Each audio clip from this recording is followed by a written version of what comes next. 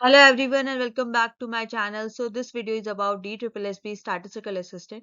तो क्या cut off का क्राइटेरिया है DSSB का, कैसे नॉर्मलाइजेशन होता है, ठीक है, और कैसे सिलेक्शन प्रोसेस होता है, कट ऑफ कैसे सेट होती है, और जिसमें बच्चों को सबसे ज्यादा कंफ्यूजन है कि इसमें सेक्शन बी में हमें मिनिमम मार्क्स गेन करना है या नहीं करना। काफी बच्चे कंफ्यूज हैं कि उनको लगता है कि सेक्शन बी हमारे इसमें मतलब क्वालिफाइंग एग्जाम नहीं है। तो जो टीचिंग वाला होता है उसके लिए होता है कि उनको पेपर 1 क्लियर करना जरूरी है, उसके लिए उन्होंने क्राइटेरिया सेट किया हुआ है। मगर जो टेक्निकल वाले हैं उनमें सेक्शन बी जो सब्जेक्ट स्पेसिफिक है उसमें मिनिमम क्राइटेरिया अचीव करना इंपॉर्टेंट है, मतलब उसको क्वालिफाई करना जरूरी है। ये मैं आपको विद प्रूफ दिखाती हूँ। जो आप अगर DSSB में जब नोटिफिकेशन आया था तो जो डाउनलोड पीडीएफ कंप्लीट पीडीएफ होती है उसमें सारी चीजें मेंशन है, नॉर्मलाइजेशन से लेके कट ऑफ कैसे चेंज होती है, एज रिलैक्सेशन, सब कुछ उसमें मेंशन है। तो चलिए देखते हैं। तो ये थी आपकी पोस्ट 60/23। तो इसमें आपको पता है कि कितनी कितनी रिजर्वेशन, मतलब वैकेंसीज, नंबर ऑफ वैकेंसीज क्या थी। जनरल की 111, ओबीसी 63, एससी 28, एसटी 18, ईडब्ल्यूएस 24 और टोटल आपकी वैकेंसी है 244। ठीक है, और ये हमारा SWBD की इंक्लूडिंग अगर देखें कैटेगरी 4, 6, 4 एंड 5, तो जो भी इनकी कैटेगरीज वाइज इन्होंने यहाँ पर डिवाइड किया है उसी के अकॉर्डिंग यहाँ पर उनकी नंबर ऑफ वैकेंसीज मेंशन है। क्वालिफिकेशन, अभी भी स्टिल बच्चे कंफ्यूज हैं कि क्वालिफिकेशन को लेकर। तो आप देख सकते हैं कि post graduate degree in statistic या फिर ऑपरेशनल रिसर्च या मैथमेटिकल स्टडी स्टैटिस्टिक या फिर अप्लाइड स्टैटिस्टिक, या तो ये वाले लोग हो सकते हैं। बाकी जो कॉमर्स और मतलब ह्यूमैनिटीज साइड से हैं, तो जिन्होंने अगर post graduate degree in economics है, मैथमेटिक्स है या कॉमर्स है जिसमें स्टैटिस्टिक एज अ सब्जेक्ट और पेपर रहा हो, उनका पीजी या ग्रेजुएशन में। ठीक है, अब इसके लिए नोट ये था, the candidate who has pass statistic और is one of the paper subject including statistic में, मतलब ये हो सकता है कि क्वांटिटेटिव मेथड नाम हो या टेक्निक्स और कॉस्टिंग ऑफ एंड स्टैटिस्टिक हो, basic statistic, business statistic, introduction to statistic, etcetera, graduation and post graduation are also eligible. ठीक है, अब क्या होता है कि एक बच्चा था जिसने बोला था कि उसका स्टैटिस्टिक उसका मतलब पीजी का रिजल्ट एक सब्जेक्ट में नॉट क्वालिफाइड आया था। ठीक है, अगर उसका रिजल्ट पूरा पास नहीं है तो आप देख सकते हैं यहाँ पर पीजी कंप्लीट चाहिए। ठीक है, तो अगर उसका मतलब जब तक उसका रिजल्ट आता है या सब कुछ मतलब ये फाइनलाइज होता है उससे पहले वो ट्राई करे कि उसकी पीजी की मार्कशीट प्रिपेयर हो जाए। ठीक है, बाकी जो भी होगा वो तो अब डॉक्यूमेंटेशन के टाइम पर ही, जैसा भी DSSB का डिसीजन होगा उसके अकॉर्डिंग चलेंगे। देखो, डिजायर एक्सपीरियंस तो कुछ था नहीं इसमें, बस डिजायरेबल है कि एक वर्किंग नॉलेज हो कंप्यूटर की। ये आपको पेस के लिए सारी चीजें तो आपको पता ही है। अब बात करते हैं, देखो एग्जामिनेशन स्कीम की। आपको पता है 1 ईयर का था टेक्निकल या फिर टीचिंग के लिए, जो आपका हमारा है क्या, ये रहा हमारा पोस्ट कोड। तो इसमें आपको पता था कि 200 नंबर का था, 100 का ये था, 100 का ये था। नीचे नोट में लिखा हुआ था, for applicants of all technical post codes, the mandatory minimum qualification marks in Tier 1 examination will be applicable only in row section B, which is a domain subject specific. There will be not be any minimum qualifying marks in section A. However, the combined aggregate marks of both the section A and B will be denoted for preparing the final merit. ठीक है, तो इसमें क्या था कि जो minimum qualifying वाला जो चीज है वो मैंडेटरी है। टेक्निकल वालों की बात हो रही है, वो मैंडेटरी है।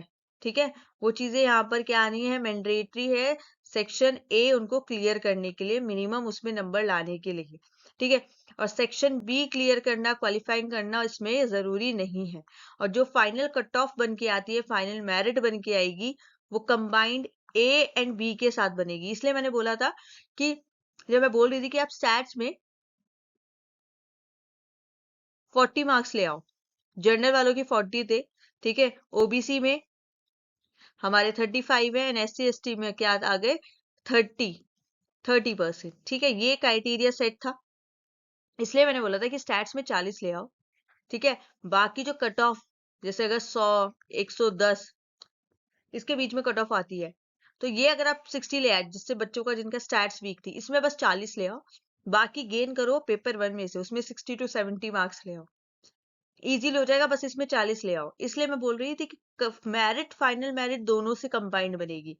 इसे मिनिमम क्वालिफाइंग कर दो और पेपर वन इतना स्ट्रांग कर दो कि आपकी कट ऑफ सेट हो जाए।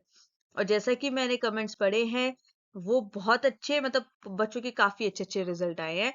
मतलब मेरे चैनल पे से मुझे तो पता है कि 10-15 लोग तो जिनके मेरे पास रिजल्ट आए हैं, उनका क्लियर हो जाएगा अगर उनका जब रिजल्ट आएगा सब कुछ नेगेटिव मार्किंग जैसा उन्होंने अपना अपने अकॉर्डिंग सेट किया है, जितना उन्हें याद था, अगर उनका ये सारी चीजें सही रही तो उनका फॉर श्योर सिलेक्शन है। ठीक है, वो इस बार स्टैटिस्टिकल असिस्टेंट बन ही जाएंगे। आपको पता था नेगेटिव मार्किंग 0.25 की थी। ठीक है, अब नेक्स्ट चीज देखते हैं हम कि और क्या चीजें हैं इसमें, जैसे मोड ऑफ सिलेक्शन। ठीक है, सिलेक्शन कैसे होना था इसकी चीजों के बारे में बात करते हैं, तो मैं आपको मेन चीज दिखाती हूँ जो हमें देखनी है। Draft answer key of the computer based test exam will be display on website और DSSB आफ्टर द एग्जामिनेशन। ठीक है, आपने देखा था आंसर की ड्राफ्ट हो गई है एग्जामिनेशन के बाद। Candidate may go through the draft answer key and submit online objection if any within the stipulated time limit given by the board. Objection regarding the draft answer key received through the online mode within the limit fixed by the board will only be considered in before the final। ठीक है, ये सारी चीजें हैं कि आपको final की provide करी जाएगी। आप इसको ऑब्जेक्शन अगर कभी उठाना है तो उठाइए, वो भी विद इन जो भी आपको टाइम दिया हुआ है। आपको पता है 26 लास्ट डेट है ऑब्जेक्शन आपका फाइल करने की, तो उसे जल्द से जल्द आप फाइल कर देना जिसको भी आपको प्रॉब्लम है। अब देखो, ये था मिनिमम क्राइटेरिया वाली चीजें कि जो फिक्स्ड है बोर्ड ने अचीव, मतलब क्या फिक्स कैटेगरी देखो, जनरल और EWS दोनों में 40% है। कभी ये मत सोचना कि जनरल या EWS में अलग अलग है, तो general and EWS 40%। OBC Delhi वाले, खाली दिल्ली वाले कंसिडर करे जाएंगे, उसके 35% है। एंड SC ST आपका PWD इसके हैं 30%। ठीक है, और जो भी एक्स सर्विसमैन है उनको 5% रिलैक्सेशन मिलता है। ठीक है, subject to a minimum of 30% if the post is reserve for ex serviceman. तो ये सारी चीजें थी कि कितनी कट ऑफ रहती है, कैसे सारी चीजें होंगी। और आपका ना इसमें उसके बारे में नॉर्मलाइजेशन के लिए कर भी है ये point number C। Marks score by candidate in the computer based test exam will be normalised if required. अगर रिक्वायर्ड होगा तो करेंगे। मान लो अगर जो आपके 3 शिफ्ट में पेपर हुए हैं, तीनों में सबने यही बताया कि थ्योरी भी आई है, ठीक है, और थोड़ी टफ थ्योरी आई है, तो तीनों में मुझे तो ऐसा लगता है कि सेम पैटर्न है, उसमें ज्यादा कोई हार्ड या टफ या इजी का नहीं है, तीनों ही सेम लेवल की ही टफनेस है। अगर इनकेस होता है तो नॉर्मलाइजेशन होगा बाय यूजिंग द फॉर्मूला जो भी पब्लिश किया है DSSS ने अपने नोटिस में। ठीक है, इस वाले नोटिस पे वो उसने डेटेड एट 11/7/2018 को किया हुआ है। तो आपको अगर देखना है तो आप ये वाला नोटिस DSSB की साइट पे जाकर इसको सर्च करें। ठीक है, तो आपको पता चल जाएगा किस प्रोसेस में वो नॉर्मलाइजेशन करती है। And such normalise scores will be use to determine final merit and provision nomination selection. ठीक है, और जो फाइनल आपका जो आंसर स्कोर बन के आएगा वो नॉर्मलाइजेशन के बाद ही बनेगा। ठीक है, नेक्स्ट अब बात करते हैं। आपने देखा था ये आपकी 2019 का जो एग्जाम हुआ था उसकी कट ऑफ थी, ये हम लोगों ने पहले भी देखी थी। ठीक है, अब मैं आपको बताती हूँ जैसे 2023 वाले एग्जाम की कट ऑफ। अब देखो, ये है जनरल, OBC, SC ST, आपका ये आ गए, ये सारी कैटेगरी आ गई। हम इस बार का देखते हैं।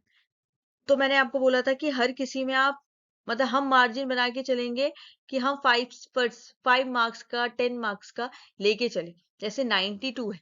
अब अगर आप ये वाला एग्जाम देखोगे, मैंने पहले भी बताया था बहुत ज्यादा इसमें प्रैक्टिकल क्वेश्चंस थे। ठीक है, अब ये वाला थ्योरी बेस आ जाता है। देखो, हमारे हिसाब से तो हमने नहीं पढ़ा है तो हमें हमारे लिए टफ हो गया है। DSSB ने तो ये सोचकर बनाया था ना कि इस बार थ्योरी थ्योरी आएगी। ठीक है, और मैंने आपके लिए अब क्लासेस स्टार्ट करी हैं कल से, आपके JSO, आपके राजस्थान का। ठीक है, और जो उत्तराखंड के हैं उनके लिए, उत्तराखंड का तो आउटसाइड उत्तराखंड वाले फिल नहीं कर सकते, मतलब उत्तराखंड के जो स्टूडेंट्स हैं उनके लिए भी। और ये हमारे राजस्थान और ये JSO, उसमें हमने जैसे आपने देखा था आपका कंट्रोल चार्ट का आया था। ठीक है ना, statistical control chart, quality control chart. तो मैं कल आपको यही टॉपिक पढ़ाऊंगी, और इस टॉपिक को पढ़ते हुए हम देखेंगे 2023 में जो इसमें से क्वेश्चन आए हुए हैं। ठीक है, तो इसके साथ हमारा एक टॉपिक भी हो जाएगा, और धीरे धीरे हम अपने सारे जो भी इंपॉर्टेंट टॉपिक्स रह गए हैं अब हम वही करेंगे। ठीक है, तो अब देखते हैं 92। तो मैंने बोला था कि आप, मैंने फिर भी हाईएस्ट मान के आपको ये सेट किया था, क्योंकि हम कोई भी चांस नहीं ले सकते। हम अपने मार्क्स एक दो नंबर ज्यादा ही सोच के चलो।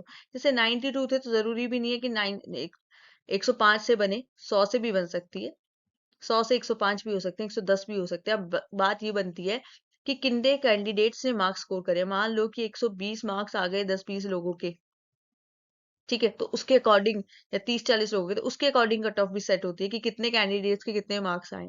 ठीक है, एक बच्चा है, किसी का मतलब स्कोर मैंने देखा है 120 स्कोर है, ठीक है, किसी और के 140 भी हैं।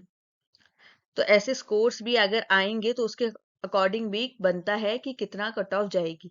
नंबर ऑफ कैंडिडेट्स कितने हैं जिनके बहुत ज्यादा स्कोर, अगर बहुत ज्यादा स्कोर आएंगे तो उसी के अकॉर्डिंग कट ऑफ बनेगी। तो मिनिमम कट ऑफ तो मैं ये मान के चलती हूँ, और मैक्सिमम ले सकते हैं वो हमारी ये होगी। ओबीसी का आप देख सकते हैं 70.75, मतलब जनरल एंड ओबीसी में बहुत डिफरेंस है। ठीक है, इसके लिए फिर भी हम इसके बेसिस को अगर इसके हिसाब से देखिए 100 तो हम इसको ले सकते हैं, इसको आप 100 to 90 ले सकते हैं। या एससी, देखो एससी एसटी ओबीसी में आप डिफरेंस देख रहे हैं, एससी का ज्यादा है, एसटी के कम है, क्योंकि नंबर ऑफ सीट्स भी मैटर करती है। ठीक है, तो अगर हम भी चलो थोड़ा मतलब 90 to 95 के बीच में ही, 95 से 90 के बीच में ही ले लो। एसटी और लो जा रहे हैं, एसटी का तो काफी लो है, तो हम तो फिर भी 60, 80 तो आई गेस बहुत ज्यादा लगेगा, मगर फिर भी 80 माना। देन आप ये किसी स्टूडेंट का था जो मैम कह रहा था मैं इस कैटेगरी में बिलोंग करता हूँ, तो 72 था ना, तो आप सेफ साइड के लिए 80 to 90 या 80 to 85, 85 to 80 मान के चल सकते हैं, 85 to 80। यहीं पर दूसरे में अगर 60 था तो 60 से आप 70, 10-10 का डिफरेंस ले लो। और यहाँ पर तो सीट्स तो हैं हमारे इस बार में, तो जो भी सेट होगा इन्हीं के अकॉर्डिंग होगा। तो यहाँ पर आप देख सकते हैं कि इन लो जर्नल में और ओबीसी में डिफरेंस काफी था, मगर मैंने फिर भी ज्यादा डिफरेंस नहीं लिया, तो हो सकता है कि इसमें 90 to 80 भी हो सकता है। ठीक है, और ये हमारा इसमें भी हमारा 80 to 85 to 80 लेके चल सकते हैं। एसटी 80 ले लिया, 80 ले लिया, और यहाँ पे 75 भी है, 80 to 75। ठीक है, यहाँ पर 85 to 80 मैंने लिया हुआ है, क्योंकि 72 है, 10 का डिफरेंस भी लेंगे तो 85 या समथिंग 82 ये सारे मार्क्स आएंगे। यहाँ पर 70 ले लिया है मैंने। तो ये कट ऑफ कुछ इस अकॉर्डिंग सेट करिए कि हमने प्रीवियस से थोड़ा एक्स्ट्रा लेते हुए सेफ साइड के लिए। देखो बिलो तो जाना नहीं है, बिलो प्रीवियस कट ऑफ नहीं जाएगी, चाहे यही इसी से 1-2-3 नंबर ही बढ़ जाए, जरूरी नहीं है 95 96 ही हो जाए, मगर लेकिन जैसा रिजल्ट आ रहा है कमेंट सेक्शंस पे देखा गया है, तो उसके अकॉर्डिंग फिर भी हम 100 to 105 या 1110 लेके चल सकते हैं जर्नल कैटेगरी की। और बाकी कैटेगरीज मैंने ऐसे ही उसमें थोड़ा एक्स्ट्रा ऐड ऑन किया है। So that's all for today, I hope you guys like this session. So thank you so much. तो प्लीज कल आइएगा, कल मैं आपकी शाम में वीडियो अपलोड कर दूंगी जेएसओ और आरपीएससी उत्तराखंड, जो हम स्टैटिस्टिकल ऑफिसर की प्रिपरेशन करेंगे। ठीक है, बाकी काफी बच्चे जिनका सिलेक्शन डी ट्रिपल एस में जरूर होगा, जिसने में मेहनत करी है, जिसका अच्छा स्कोर आया है, उनका सिलेक्शन जरूर होगा। So bye bye, tata, good night, कल मिलते हैं।